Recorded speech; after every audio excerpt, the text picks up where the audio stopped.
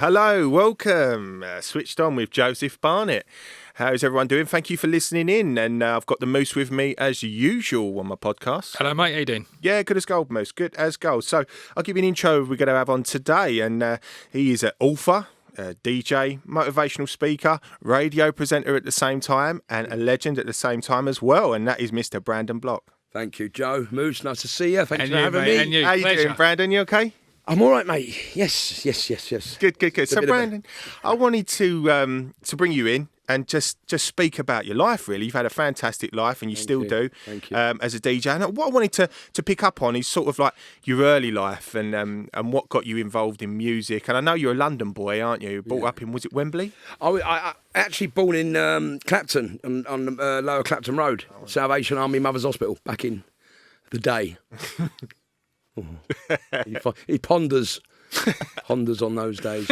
Anyway, so East London, and then moved to Wembley when I was about 4 or 5. Grew up in Wembley. Music. I suppose the show's going to take a turn for the sort of stuff we're into now, but I had a wonderful childhood as well. I remember it was, I had some great mates. I had some good fun. I remember. Not a lot, actually, to be honest. I'm trying to think of some moments that I remember. One crashing me bike. Remember them rally bikes with the white walled? What were they called? Rally? Anyway, the little kiddie bikes with the white tyres. We used to, when he was very young. So I had crashed on that. I remember that moment. Why do I remember the crashing moments? Anyway, it was good fun. And moving forward, I moved to another little housing estate, about a nice housing estate in North Wembley. Where the school was actually in the grounds of the housing estate, let's say. But it was so it was the communal school. It was really good. I learnt my swimming in there. We had a little swimming pool, so I'd done all my swimming there. So done all my little badges, and I always remember this. We had at the back of because our house backed onto the school grounds. Yeah. But there was like a square. You imagine a school field. So there were loads of people's houses backed onto the school grounds.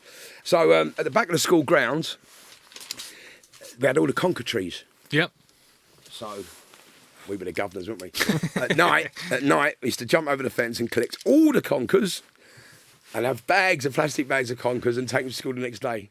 Yeah. Sell them. Everybody Come up at night and pick them up. You didn't. I did. Vinegar in them, put conkers in the oven to harden them up. Bacon, vinegar. Exactly. We all used to do that. So underhanded. So when did you start to get into music? Very, very young. Started listening to music. I know you were into soul. Yeah, I think, you know what? I don't know if you remember, but I got a present. It was one of them, what were they called? Play something. It was one of them little plastic records that had the grooves in, but they're big grooves, and it had tick, tick, tick, tick, tick. It wasn't like vinyl. It was like the big plastic records, and you put them on and wound it up, and it played. Yeah. And I always remember that one. So, and I think, in all honesty, one of the first records I listened to on that, if my memory serves me correctly, was who was it? Blockbuster, Sweet. That's my first interaction of music as such, I think. I mean, but my parents always loved their music, and they was always playing. My mum's loved Elvis, and my dad loved the Hollies. They were a good friend of the family, actually, Hollies. So they was always playing Hollies records. And but for me, dance music was sort of an environmental thing. It was our peer group, let's say, were. Moving forward, me and my pals were sort of the young dressers, I think you would call it, and when we started going to the pubs and even at school. Actually, at school I got bullied a bit, and I managed to find one of the big lads to look after me and just took me under his wing and took me into the lunchtime disco where all the fifth years were. Yeah. And I was like a first year, and they was all doing the jazz dancing and the shuffling and all that, and all that. They used to bring their dicky belts in, all dicky belts, the soul belts. So they bring them in at lunchtime, put them on for the lunchtime disco. And then, so I started learning how to dance in there, and then my pal was a great robotic dancer, and so he was Yemi, I remember, I forget his name, and he was the fantastic robotic dancer. And then all the others were doing, all my mates to this day, we're still very good friends. They all was doing their jazz dancing, so I learned that sort of trade. And then moving forward, I went to the local pub with them all. They was always down there, like the 5th year, so 5 years later I was in the pub with them. And the local DJ who was playing, he didn't turn up one night because we was always in the pub, we were the locals. He said to us, "Look, do you want to go and get your records?" He said to me and my best mate Ali, who's still my best mate to this day, and we do parties together and stuff. So he was, I'll tell you a story about the disco. So he said, "Do you want to go and get your records?" So I went, yeah. So we went, brought our milk crates of records back. We walked them down the road, hand in hand, and one hand and one end and the other, and we was like struggling down the road. So we played, and obviously we knew everyone in there, so it was like just playing records to your mates, and it went off, and it was, woo, and they said, "Right, you can have the job each week." And funny, actually, because the guy who used to be the DJ there that night rang me a while ago and said, "You nicked my job." What's this? So this is in the pub, Brandon? Yeah. So you literally started playing, Yeah. and then you got in you play in the pub every week, and then it just elevated from there. Yeah. And the pub was called the John Lyon, and I miss it to this day. We all do. That was our hub of growing up, really. So we used to play there every week, and then we started going to the clubs in the West End. So they would become some of the funky clubs, like, you know, the best disco in town, Lyceum, and Hombres was a good one for us, which was on Wells Street round the corner. And I was also working on a Saturday in a shoe shop up there called Tab Cave. I remember it, and so it was just my interaction in the West End was getting bigger. There was lots of more out of town, but Crackers and Cheeky Pete's, and there was the Beetroot and Gullivers and all these, and Samanthas, all these discos in town, which were fantastic, and it was a wonderful time. Yeah. And you started to pick up your Here's the name. profile. Well, listen, this right, 1985. I've still got a business card at home. The name of our mobile disco unit was Ecstasy Disco. Really? 1985. And on the business card, it's actually our phone numbers. Me and Ali's phone number has not got the dialing code. So it's the old 7. Oh, bloody hell, yeah. And what would you do? Drop them in the pubs and clubs and just say what? We used to say, look, because what happened was the pub that we used to DJ, we made it a really, really successful night on a Friday. Yeah. We used to charge to get in the end, a pound to get in, because it was that busy. So the group of pubs at the time was called Pub 80s. They said, can you ask, you know, Brandon and Ali if they'd go round and DJ at various of our venues on like certain nights of the week. We did that for about a year and a half. We ended up buying a big bit of British Telecom comma van. I went to Tandy and got the first Tandy and got my first taste of hire purchase. What a mistake that was. How long did that take to pay off? Anyway, you know what I mean? And then so I got the decks from Tandy, the mixer, and they were direct drive. They were belt driven decks, so they went because Technics was fortunes at the time. So the next goal was to save up for the Technics, which I got eventually, 350 quid each I paid. But for that, they're like the pioneer of now, yeah. Well, yeah, they were the standalone industry standard, beautiful, wonderful vinyl direct drive turntables of millennia. They would never, there's nothing ever come similar. They've tried to remake them, but you know the nostalgia that goes with them is just incredible. Yeah. So I saved up for them, which took me a long time. I'm still paying bloody Tandy off it well. So, whoever invented that hire purchase? Yeah. Damn. So anyway, got the decks, and then we started going out and doing gigs, and we did, and then I started working in the record shop R&D with John Jules, who's one of my mentors now, who's still a very good friend of mine, and Simon Dunmore from Defected worked with us, and Dean Thatcher, who runs the soul Scar thing in Margate, Studio 45, and it was myself and Paul. It was a real community but that was like moving. It was just moving out of that sort of funk disco-y stuff, and house music started. You know, the 88 thing started. You know, like So you're it was the right time for you. Oh, million percent. But you know, I was sort of very anti drugs. Yeah. Because I'd had an experience when I was very young. Yeah. And I thought, this has put me off. Like, What, really young? Or yeah, 18? 13. I'd smoked a joint and had a whiteout, which means you just turn ill. Yeah. And I thought, well, this ain't for me. Wrong. How wrong was I? And So when you started going to the clubs, obviously you've established yourself like locally. You're coming around the West End. Is it part and parcel with then obviously with the dance scene? You start to take drugs and look. I think there's a number of things you could look at. You know, it's a social aspect. Yep. And I don't think we should analyse that era at all for. Yeah, because you know I've talked about this a lot, and for me, I had lots of stuff underneath which caused me to get to the place I did of, you know, the extent of my use. But I just think it was a moment in time where experientially, sorry, people of our age and maybe, a bit old, a bit younger, the whole demographic, were looking for a bit of excitement. We're humans. We like to change the way we feel. We aim for pleasure. We want to experience new things. That's why adrenaline junkies go and jump off mountains and skydive. And it's not for everyone, but some people like to do that.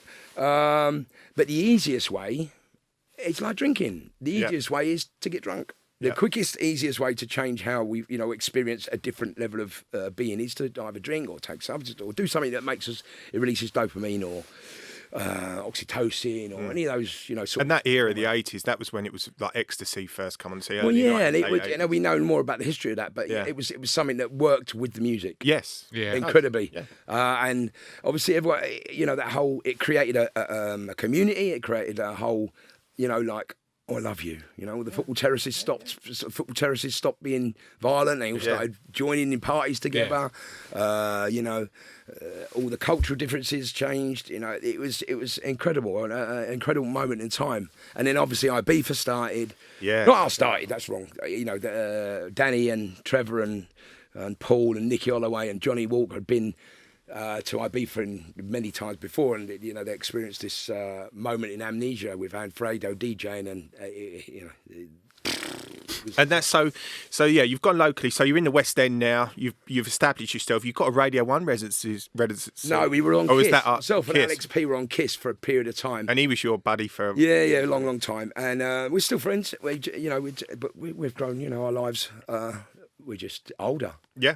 Happens, doesn't it? Yeah. But when Alex basically built the Space Terrace bar with his friend James.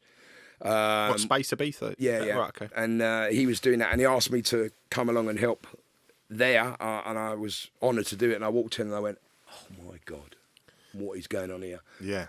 The old Space was pretty special. It was just like the place to be on the island. It was the weirdest, most wonderful, culturally place of. Oh, just crazy. Yeah. But in a good way. And, so I'm proud to be part of that. Sorry, go back to the stuff you were saying about in London. And so we went on to London and you sort of built yourself up. You become a residency at Kiss 100. Yeah, Kiss, that was, Gordon actually asked us in Space on the terrace. He said, "Do you want to do a radio show?" I said, "I'd love to try it." So myself and Alex got this radio show on a Friday night. Drive time, which turned out being, we won the Sony Radio Award. And yeah. Wow. It was incredible. What fun. A great laugh. And we used to have this thing called the Kazi. In the Kazi. And we used to say flush or float. So people would send their demos in and we'd go, they were shit on that. So we'd say flush or float and people would ring and go, "Flush it, float, flush it." And people used to go, "Thanks for playing the record," whether it went in the toilet or not. Yeah. Because it was, it was quite a big show. So that was great fun. But yeah. So, the West End became a very regular haunt, obviously, and then in the club scene, I remember my first adventure into ecstasy was followed quickly by my next adventure into ecstasy. Yeah. So it was like, that'll do. And was you taking next night while you were playing? Yeah, of course. It was always immersed in the experience, Yeah. And more so, it was a heightened awareness, but that was happening. That was what was happening at the time. And what's this perception of a DJ, Brandon? Because everyone, have a perception about every professional person that has these like great jobs, and a DJ is one where people think, it's a party life. You're DJing every day. You there's drug taking, there's women, or you're just having it. But is it? Is it a lonely life or is it actually great? Because I know you're on tour all the time. You're traveling here, there, and everywhere. You're playing an hour set, 2 hour set, moving to a different club. What's the overall sort of experience of it, as you would put it, in a nutshell? I think that Mr. C mentioned something about when we did a Facebook Live together, and he coined it very well. It's very lonely. Success or fame or however you want to. What do we class as success now? Success is in your own mind, I think. Yeah. We are governed by... That's a very good point.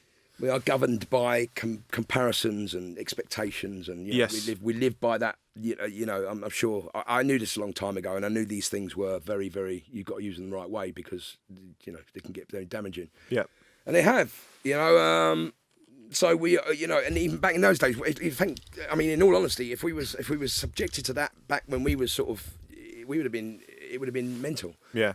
So, yeah, no, look, it looks very glamorous. It's great. The good thing about DJ is being able to pick music that you want to play, which people appreciate you for. Yep. And that's the adoration. It's a lovely thing.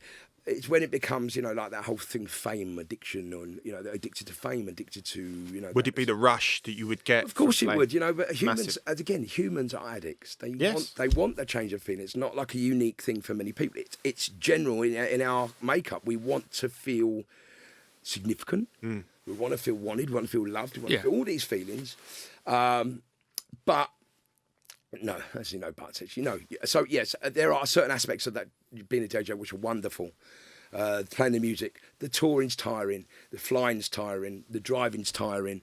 The abuse of your body's very tiring, and the craziness the risks you take is tiring. And then I'm not saying it's a bad thing by any means. At that moment in my life and that time, it was incredible.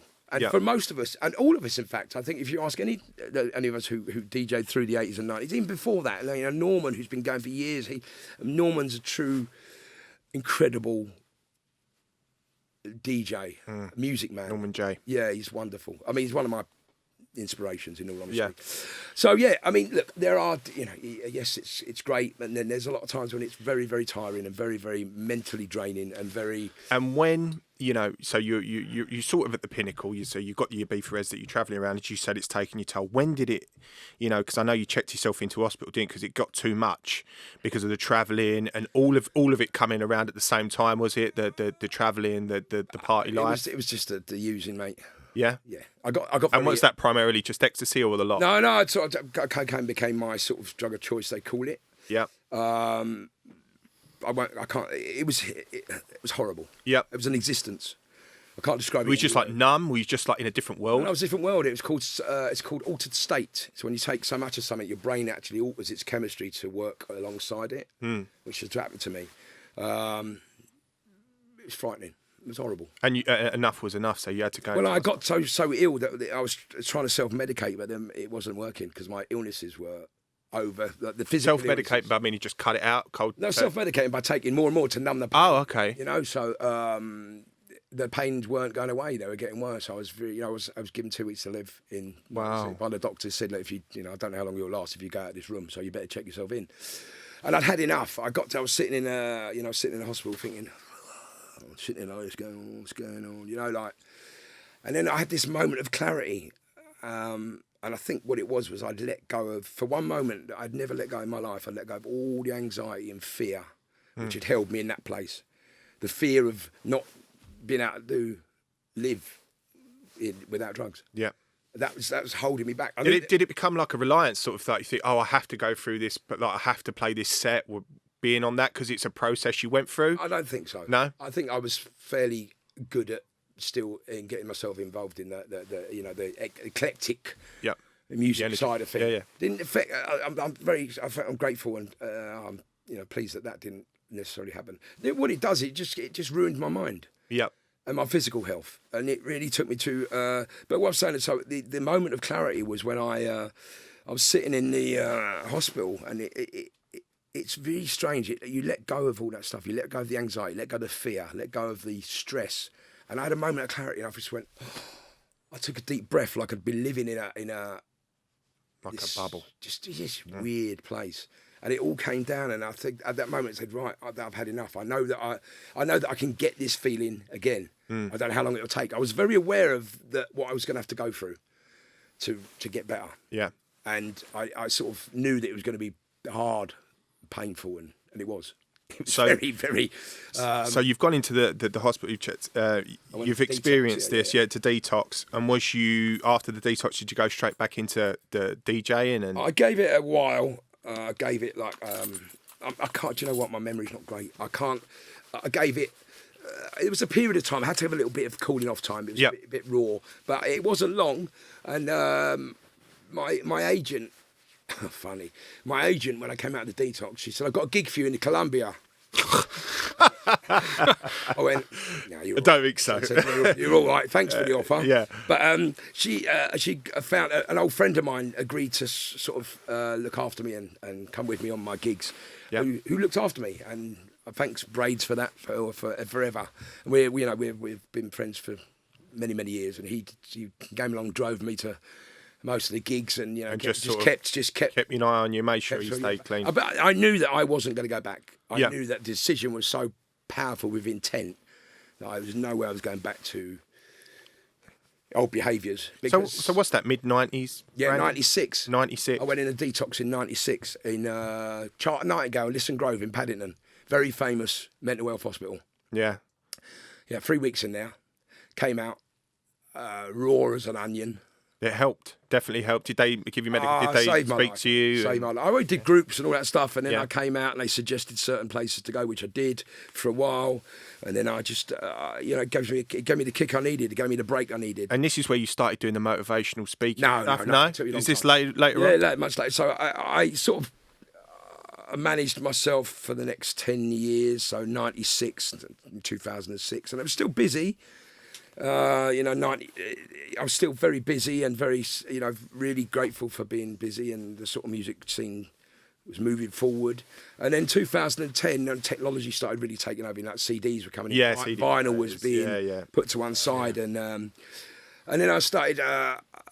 It was all very well, but I started feeling a draw to give back, help people. I'd learned a lot about myself and a lot about how we work humanly, how your mind works. Psychologically. Yeah. And I thought, I could help people with Well, you do. When you start to go through, it's like anything. You go through you do the mileage, you start to understand it, don't you? And then you can give your advice to other people. Absolutely. But what I will do is I have to ask you about it, Brandon, because obviously 2000 and the Brits. I knew you was going to say that. You have to say, because I knew that was coming right there and then as well. Because I went fast forward then.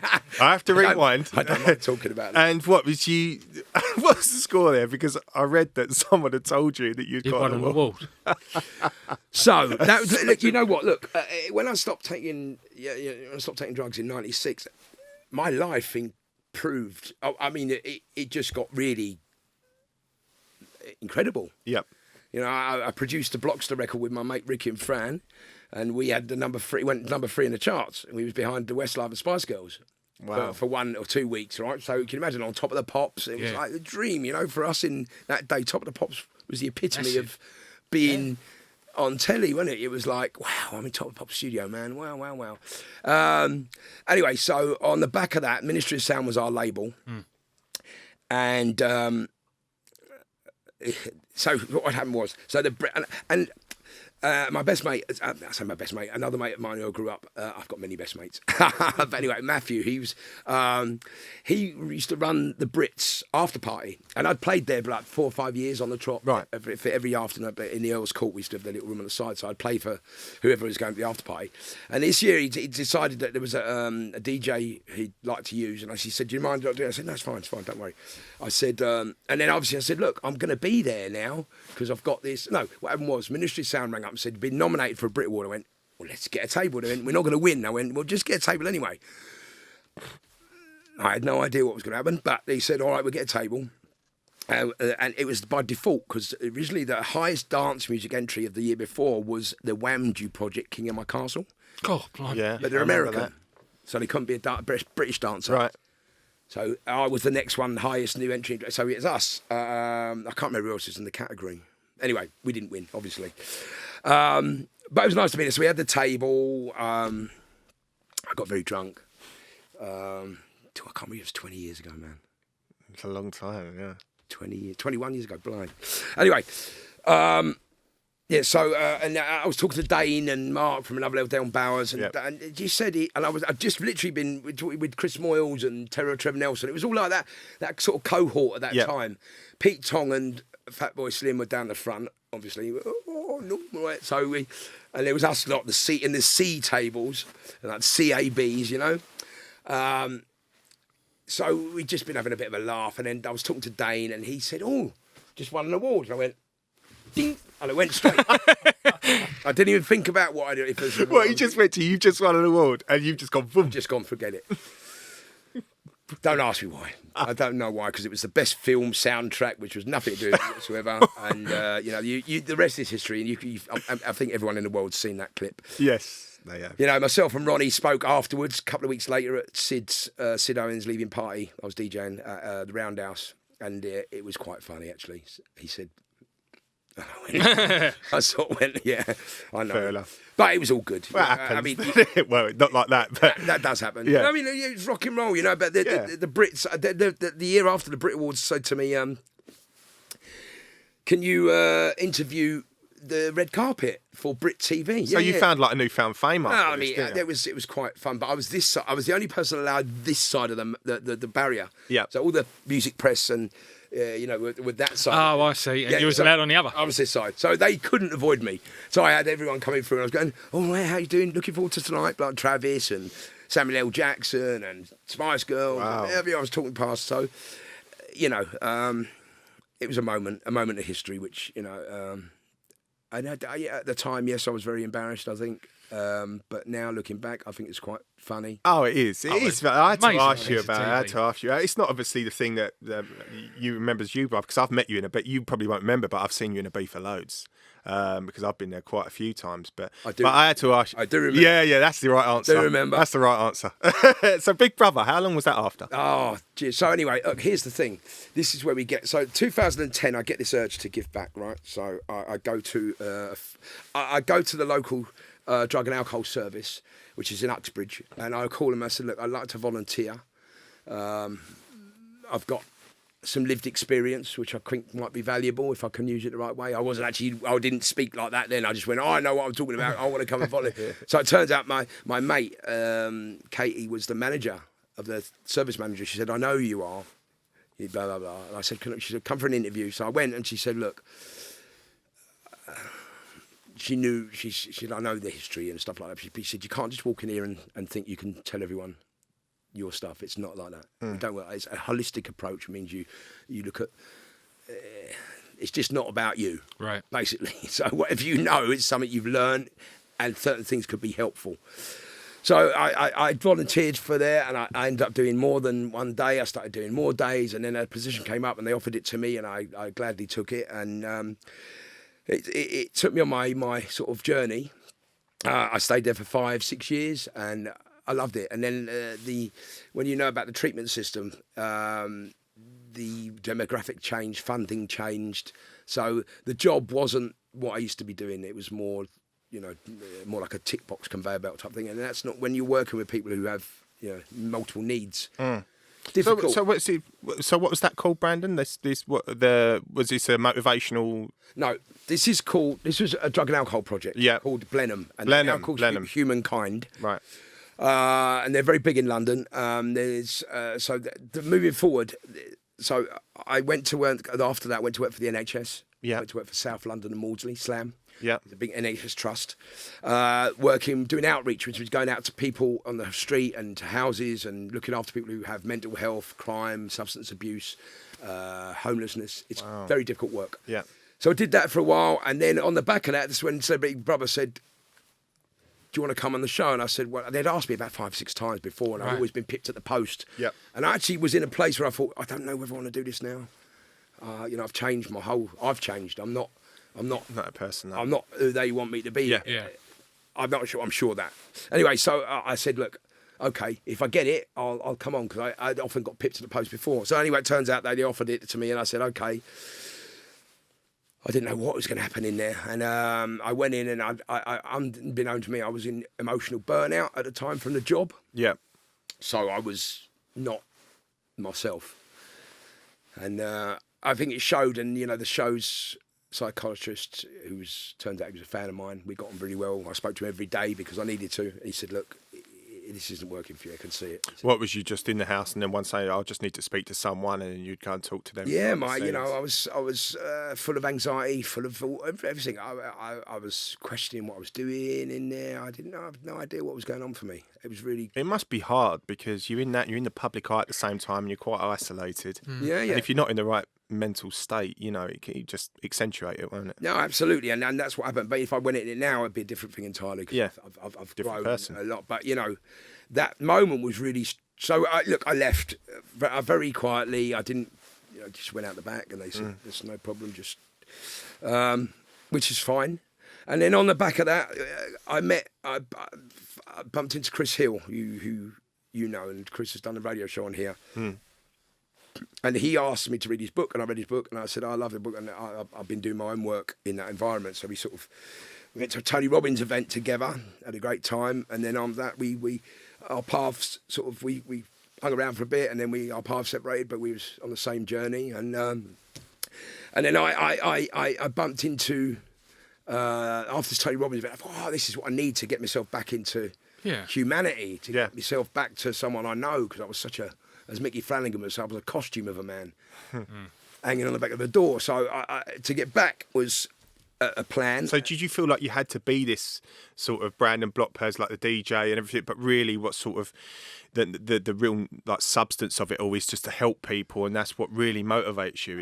You work with people who and it's all about boundaries and confidentiality and keeping things safe, and so you work, and then you have to go and bear all. Yeah. I found that very difficult to transition into that, because I was still so caught up in my work stuff, and keeping people's, I couldn't talk about my work because I didn't think it was fair. I wouldn't want to mention it. And then my work for like 5 years previous.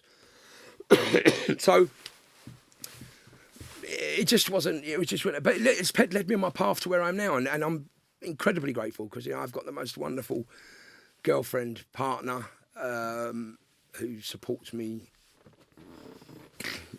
with everything. She's wonderful. And also the journey, it means we can help people again. And that's what you are doing, isn't it? Yeah, and it's lovely. And we run support groups. We've got a couple of charities which we are sort of ambassadors and trustees for. We've got Happy Days, which is my Facebook page, which I run with Michelle Allen and Gaynor Murphy, and that's got very well received. A lovely community of people who just arrived, joined us every day for, Any listeners, check it out. Check that out. Please do. That's going for charity at the moment. I'm also working for a charitable trust at the moment, full-time myself now. Hepatitis C Trust. At the moment, so that's great. Yeah. What else? So through lockdown, I decided one morning that I could see this was going to impact very heavily on people. This whole thing. It has, yeah. So I decided, like about 2 days into lockdown, myself and Ricky Morrison, who does we did a radio show together. I said, look, I'm going to jump on Facebook, go live, and just play about 3 records, and just have a quick chat, play some uplifting music, and just share that for people. Nice. And it took off. Yeah. And it took off incredibly. And then I started having guests on, and people calling from their car saying, what record do you want to play? And they play this, it's a great. And then we had a conversation, and we were talking about, as lockdown was going through, we were talking about each day and the impact on how we could make ourselves feel better, and playing uplifting music, and people saying, I needed this today, because it was about 11 o'clock in the morning. So after people had tuned in for the morning stressors of this is how your life's going to look, and then we it broke that routine. Like, I needed this, and it would create. It was just wonderful seeing that community create. People were going morning. Everyone go, all right, lovely. I did that solidly for 5 months, every day. Every day I was in my little studio at 11 o'clock on the dot, and I organised guests. I had people from around the world. I had American DJs. It turned out and then I had the Ladies' Day with Lisa Loud and Sally Kettle, who's a massive DJ in the London scene, like Novikov and all that. Yeah. And Karen, who runs another radio station. So there's Ladies' Day. Then there was the older DJs like myself. So I had Graham Park and Dave Durrell. Fat Tony, who's big into Fat Tony, yeah, I know recovery stuff. So Tony was coming on, and then there was the Ibiza one, and Alex, and that's brilliant. Jason By, and all them. And then I had the Melon Bomb Boys from Ibiza. They was on every week, and month. It just started to grow from there. And then each day we had, and then we'd talk about music, and then we'd talk about how things were coping. So we had our Ibiza things saying how they were coping with lockdown, and it just carried on. It was just lovely. I mean, I've had to stop it now because Facebook have sort of they stopped everything last week. I couldn't do. I was sort of like, I've never seen it before. It was like they stopped my video. Oh, they do feed. I was going to ask you, Brandon, like current day, especially with mental health now and what people deal with, and obviously male suicides at an all-time high. And, there's a correlation with social media and ssort of this aspect of a perfect life. But it's comparisons. Yeah. And I was going to ask you, why would you think? I've thought about this a lot because we were before lockdown. We were on a journey of my mate's Ian Hurst, who's a suicide and mental health first aider. I did the mental health first aid training with Mind Charity, who's very good friends of ours. Ian, and some other friends, all done this great training, which we need to do because you can just help someone by listening. Yeah. Just seeing past. Yeah, I'm all right. Ask again. Make sure. Are you all right? Yeah. Are you really all right? It doesn't hurt to ask. But we don't know what the statistics are now. We knew before that there were 84 men a day, or was it a day, wasn't it, or taking their own lives. It was ridiculous. Before COVID. Yeah. And now everyone's locked down. And we had a discussion about it before. We don't know. There's no statistics out there, so we don't know what's happened. Yeah. Whether isolation helped people, or whether it really did do some damage. So that's going to happen again soon, isn't it? We're going to get those statistics. Yeah. It's a very... Look, I don't want to say be bearer of bad news and all that, because I've noticed that... But, if we can support each other and just look out for each other... Yeah. And see the signs can be anything, a change in behaviour which is unlike someone. Yep. But there's also this characteristic of people hiding it very well, in particular to men, and women. But as I said to you before, and I spoke to Gal Porter previously as well, who's an advocate for mental health like yourself, and it's important for people like you to speak out about it that have had it and recovered. Thank you. And it's a brilliant thing that you're doing, as well as Gail. And it really is. There's a big stigma attached, and I think this is my own standpoint on it, and it just seems to be like this, in particular to social media coming along. It seems like everyone wants to portray that there's this perfect life, which is, in life, you're very lucky not to have any issues in your own life. Everyone has worries, everyone has problems. And the problem is that, especially with young minds, I don't seem to think that they realise that there's adversity in life, because there's always this portrayal of perfectionism and this brilliant life, and it's just not realistic, is it? I'm really, how do you say this? I'm concerned. Yeah. Look, it creates addiction at a very early age, right? It creates that, the likes, we know the notifications, the likes, the whole thing releases dopamine because someone's buying into my significance. Someone's liking what I'm saying. Someone's agreeing with me, or someone's not. And then if you don't agree with them, you get an angry face. They will release cortisol because the fear will come in.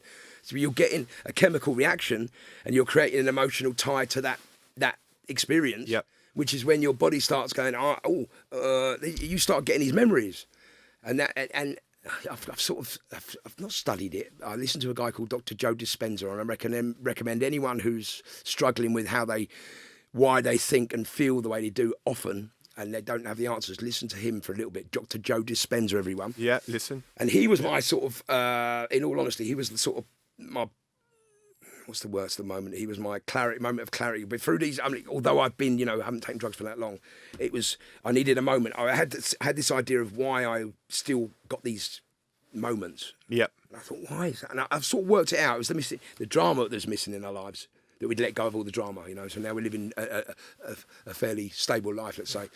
So I realised that your mind and your body goes, I want some drama. How can I get it? Let's go back to the memories you've created.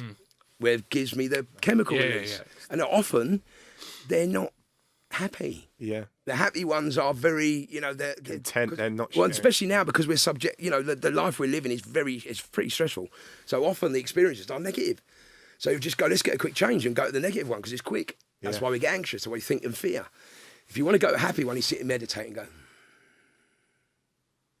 And you forget everything, and then eventually you'll get to your happy ones, and then you can see clearly and get your happy memories. But because of the nature of this, because it's instant, you go to get the quickest way to change that initial feeling.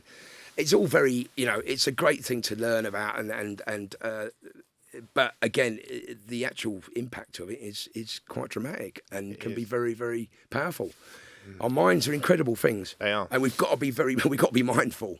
Yeah, especially in these times, because we've all had moments through lockdown where you think, "Oh, bloody hell, what's going on?" Yeah. I think everyone struggled, and especially if you have that disposition as well. It's going to accentuate the fact that you're being locked down, you're not socialising. It's really loads of subconscious things you don't realise that you're doing. Socialising, even if it's just hello or if that's taken out your life, it's a big deal, you know, and it has an impact. I mean, Zoom's been very valuable. Yeah. Zoom and those, you know, for those social media platforms have been very, very valuable. If you noticed before, and if you noticed during lockdown as well, the stuff that if you did look at social media, it was all about support and concern and the all right and Joe Wicks and Yes. Russell Brand and everyone talking about how we can manage ourselves. And as soon as it started getting back again, it's all the negative again. So it's, you know, they're saying new normal. Ideally, I thought the new normal would be nice. We've changed our attitudes. We're now going to support our fellow, More in touch with it. our fellow human, regardless, and try not to think the old ways. But as soon as that comes on again, you go, It went back to the old day. it's back to it. So, you know, I try not to, and actually it's difficult. It is. It's Every very day complex. turn it off, or I try not to. Something I noticed, that even me being locked down and sort of working from home all the time, I found myself like I was on the laptop. Next thing you know, pick up the phone, look at it, and then even just doing that, it's just like a gratification. It's like, you know, you're just looking at it, and then I realised, oh, hold on, there's something going on here. Yeah. I'm sort of addicted to it, and then you look at it, and then you carry on, and then you put it, and then how that affects the concentration, how it affects your overall output in the way you work. You just don't realise it. A lot of people, you know, are not into touch with it, and it's very complex. And like you've just brilliantly put, and yeah, it really is a worry. It really is, especially with social media and how it's created to be an addiction. It's yeah, I mean, but you know, you don't even realise you're doing it. No, you don't. That's the problem. It's become such a habit, a habit that ingrained that, you know, literally that first thing in the morning. Yes. And and you have to be mindful of myself. And I've done it very well during lockdown. I didn't pick my phone up first thing. I did meditating for 5 minutes, 10 minutes, did some breathing, did a bit of grounding, just not. So my suggestion is that if you can do this, and I know it's difficult, if you can just leave it alone for 10 minutes and ground yourself and just think, hold on, how am I thinking? How am I feeling? How am I feeling spiritually? Am I stressed? Am I anxious? Am I fearful? If so, what's it about? And can I change that? Well, you can change that thinking by changing, you know what? Seeing what's in my control. What can I do about that? Can I just let go of that for now? And ground yourself. Give yourself 10 minutes, and you know, don't go into yesterday's. Or what didn't I do yesterday? So the way I look at it is, if your tasks, whatever you do on a day is a goal achieved. And my mate Brian does this great, who's a goal mapping wonder. I'm a practitioner of goal mapping, which is a sort of a wonderful model to achieve goals and, you know, spiritual awakening and stuff like that. Okay. Sounds a bit woo-woo, but it's a great thing. So, you know, everything you do, like even you're making your bed, is a goal achieved. It's something you set an intention to do, and you do. So you say, well, I've done that. That's good. I've made the tea. Good. I fed the cats. Good. I'm going to go to the gym. Good. If you start going, what didn't I do yesterday? You're on that negative bandwagon. Straight away. And you're in that, in yesterday's yesterday's behaviour. So you're living in the past. Yeah. So you never look because you judge yourself on what you didn't do yesterday instead of what you did do, and then what I tend to try to do is at night 7:30, whatever you haven't done was not able to be done. And you say prioritise, generally if something's that important, you'll get it done.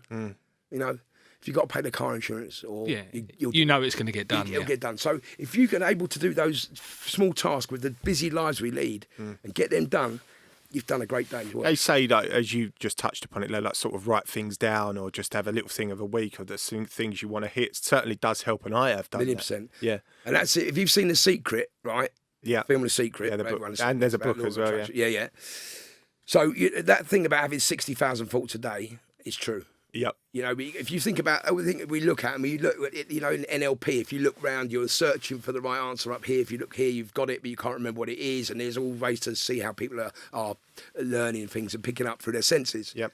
But if you imagine, if I looked around here and I thought, I want to learn every title of that book in this 10-second looking around, if I wasn't trained to do it, I'd be going, oh, Christ, no way I'm going to do that.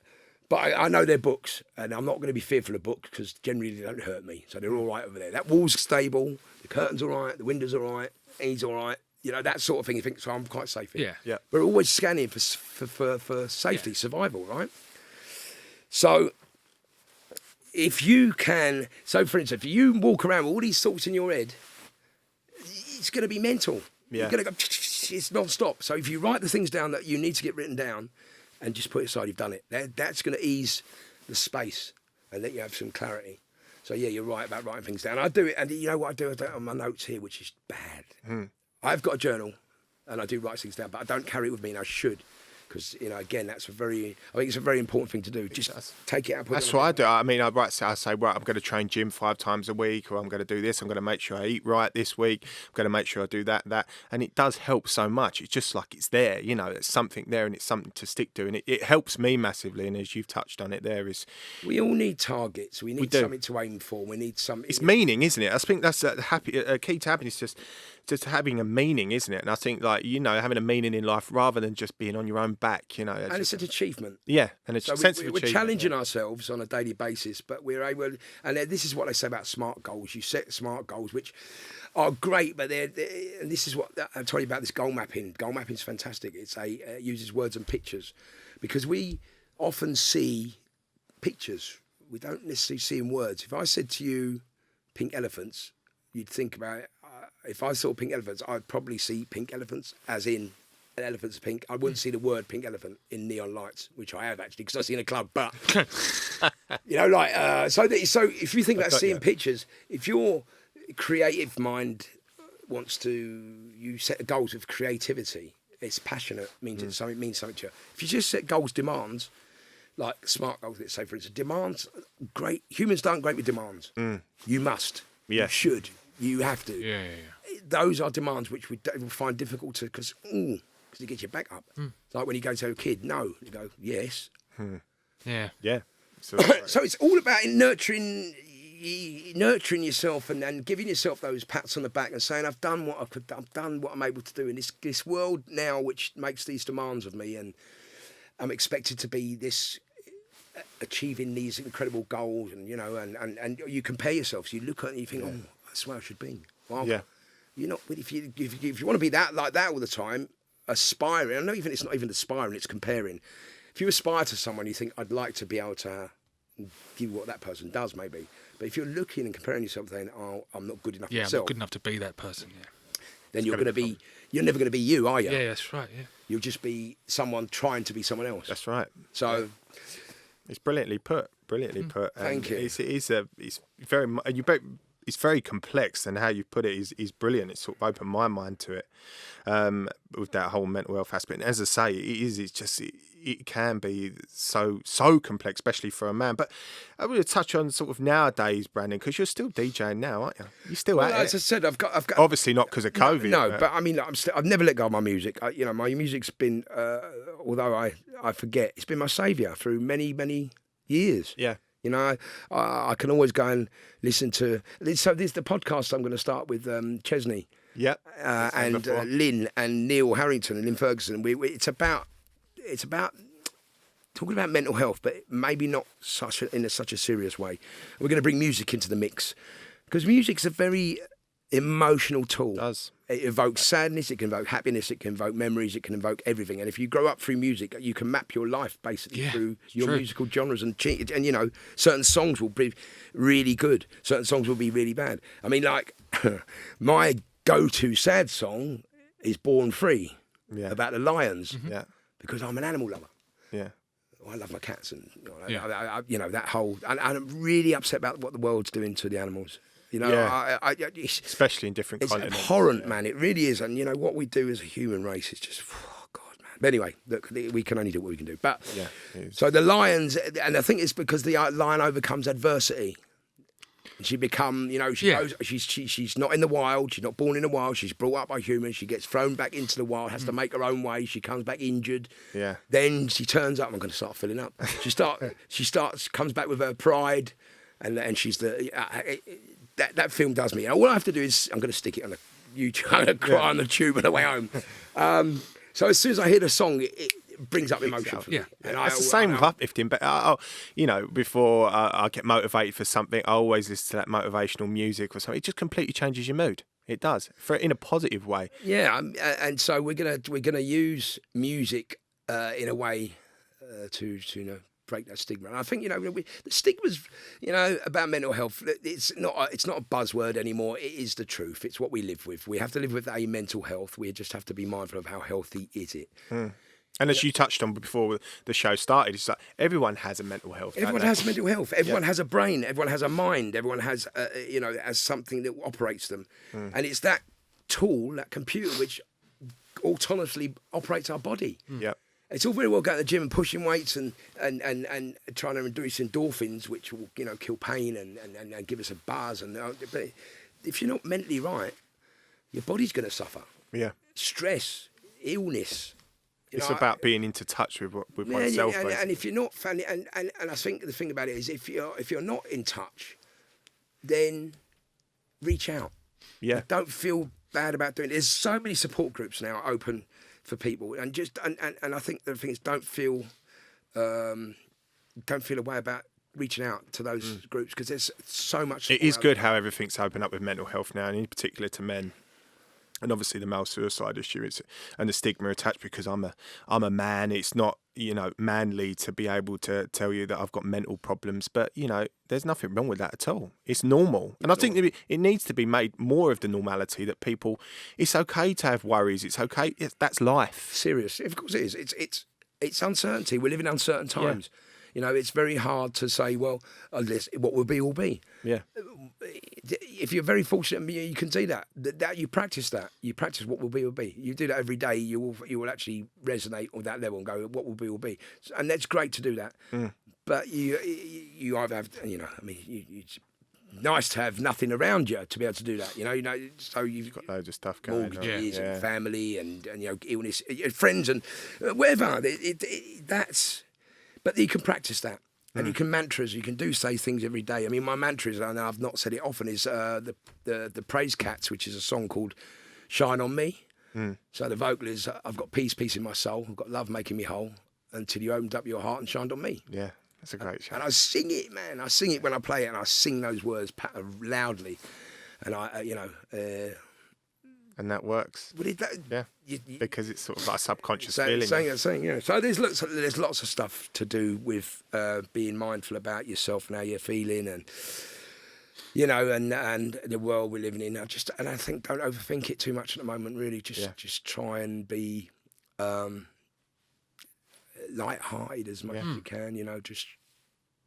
Yeah, no, honestly, it's great words there to put it in an eloquent way. Thank you. Most of you got words for... No, pretty much answered any questions I had. So residencies now, Brandon, after COVID, you're picking them up. Residencies is my front room, my man's shed. What about DJ? Was you picking it up again after lockdown? We had a few gigs. Clockwork we had an outdoor fest for Clockwork. We had one Remedy Revival Festival in Kent, which was another outdoor social distance event.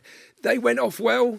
I still think people. It's going to be a struggle for people not to mingle the way they did. Yep. Obviously, that's part of our human nature. We want to dance and hug each other in nightclubs and dance, all that stuff. I know you're a big Spurs fan. You play at the Bill Nick every year, don't you? Yeah, but the Bill Nick. I mean, I didn't make the last one, unfortunately, because my work is. I can't risk my work. Of course. But yeah, I mean, God, what's happened? But we're doing all right, thank God. The chosen one has actually made some good signings. Yeah. Oh my God, I can't. Gareth Bale. I know what people are saying. I don't care. I love Gareth Bale. I'm doing a football podcast next week. We're going to talk about it. Yeah, we've got to bring some friends down. We're going to hear and we're going to have I did the Spurs podcast. My mate Mike Lee runs a Spurs podcast usually with Phil Cornwall. Yeah, I know Phil Cornwall. And Paul Whitehouse does it. Yeah. He's a big Spurs fan. So we did that a while ago. And there's one I did it with Norman, in fact, Norman J. Right. And another guy, what was his name? He's a very, very famous Northern Soul DJ, from the Wigan Pier. But that, obviously we didn't have Bale then, and oh, mind you, God, that bloody VAR. Oh, what is going on, man? We're going to touch upon it next week. Oh, no. How it's changing the game. How it's just ruined it. And how it's football has changed. Listen to me, right? This is... why, if that's the case, and the ref has no... What's the word? Oh, come on, what's that? No... authority? No. No, not authority. No... sort of overall... Autonomy. No input of himself. Yeah. So if he just looks at the screen and says, yes. That's the rules. Yeah, boom. You jump up to head a ball. Yeah. You put your hands out, whatever. You're not even seeing it. The ball hits the back of your arm. How's that? It has to change. It has to. It's going to ruin it. And you can say, "Oh yes, they did hit the back of his arm." Well, we know it hit the back of his arm. Yeah. Well, it happened to Spurs, didn't it, last week? Yes. But can't you say? But you know what? He didn't know about it, so we'll let that go. Yeah. We didn't know about it, but he's still back in the arm. Well, we don't need you then. It's your body. The ref. We just do video recording of every single foul, every single handball, or every single supposed handball. Yeah. And the computer can do it. So the ref, you can just blow the whistle. The body getting away with the ball. It's just your natural process of the body. It just doesn't make sense. And that's what we're going to touch upon. How can you hit the ball like that? Yeah. How can you hit the ball with your arms tied to your side? It's unreal. How can you barge? How can you... It is. It's crazy. We could start a whole other podcast right now. It's ridiculous. I can't believe it. I actually cancelled BT because I thought, you know what? I'm going to treat myself. I'm going to treat myself to BT Sport because Spurs bounce back. Although the fans ain't there, and I thought it'd be nice to watch a bit of footy on a Sunday or whatever, or wherever. When the missus, she said, "Let's have a football day." I said, "Yes." And I saw that last week, and I just thought I didn't know about a handball rule. I hadn't heard about it, and I thought, what's going on here? And they showed the video, and it hit the back of his arm, and I went, what's wrong with that? And what's going on? Just makes you so angry. Disallowed. I went, my God, what's happening? We're ruining our game. I was like, I've cancelled BT and Sky Sports. I'm not going to pay. We've got Man United tomorrow. So I know. I think I'm going to do Now TV. Yes, that's what I use. What I use. I'll just I pick the games. I can't be. It was just so terrible. It is, and we're going to pick up on that next week. But I didn't know you was Coys. I'm a big Spurs fan. Yeah, and I'm bringing in an Arsenal fan and a Spurs fan next week, and they're going to go at it. But and I'm going to be the mediator. Good for you. But we're going to speak about all the different things like VAR and everything. But Brandon, your mental health sort of the foundation you work. Where can people find that and they're listening or be in touch? So if people are interested, we've got a Facebook page called Happy Days for Everyone. They can pop on there and. We usually post some nice affirmations, and there's a little community going on there if people want to share stuff and talk about it. But I do a Zoom group on Wednesdays, which is I say it's private. People, if they want to message me, they can join. It's a group which is support mental health, but it's sort of private. I mean, people if they want to do, but everything's confidential. Everyone's really. It's lovely. It's really helped. It's a fantastic group. It's just one of those that's all grown organically, and people feel safe there. So that's another thing we do. And myself, big shouts to Paul Byrne, my partner in that. We've got hopefully get some workshops coming when we're allowed. We may do a weekend one at some point. So keep an eye on that. I'll probably post that on Facebook or Insta somewhere. But yeah, I mean, it's just. I think more for people who are watching, if they have concerns, just be mindful of how you are feeling, everyone. I just think, you don't get into that rut of continual thinking the worst, which is very difficult to understand right now. It's a very difficult time. But, and I feel for you. I really do, because we've all struggled in our own ways. It's lovely to be able to share and tell you a bit about what's going on and... it's been great having you on, Brandon. Honestly, it really has opened my mind, honestly. Fantastic. Well, thank you for that. I really appreciate that. It's been lovely meeting you all and, talking about the Spurs. Man, you tomorrow, mate. Brandon, thanks again, mate. Superb. Brandon Block, everyone. Cheers. God bless you all. Everyone, look after yourselves. Be good to yourselves. Don't drive yourselves bonkers.